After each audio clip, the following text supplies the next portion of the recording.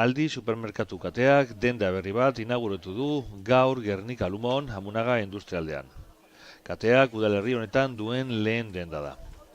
Denda berri honek 1200 metro karratuko azalera du eta astelehenetik larun batera egongo da irekita goizeko 9:30 gaueko 9:30.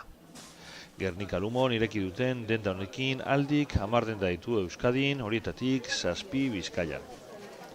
Inaugurazio ekitaldian, Ander Arzubia, Aldiren edapen arduraduna, Iñaki Gorroño, Gernika Lumoko udaleko 3. alkate ordea eta azoken eta merkatuen zinegotxia, Jon Lejarraga, Gernika Lumoko udalerriko zinegotxia eta ekimen profesionalen zentroko presidentea, Lourdes San Severino, Gazteriaren zinegotxia eta Maripaz Irastorza, Bilboko merkataritza ganberako, barne merkataritzaren zuzendaria egon dira. Gernika Lumoko supermerkatuan erosketa oso bat egiteko 2500 referentzia baino gehiago aurkituko dituzte bezeroek.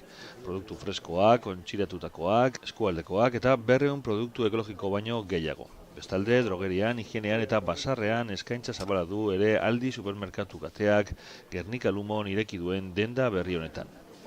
80 aparkaleku ere baditu denda honek.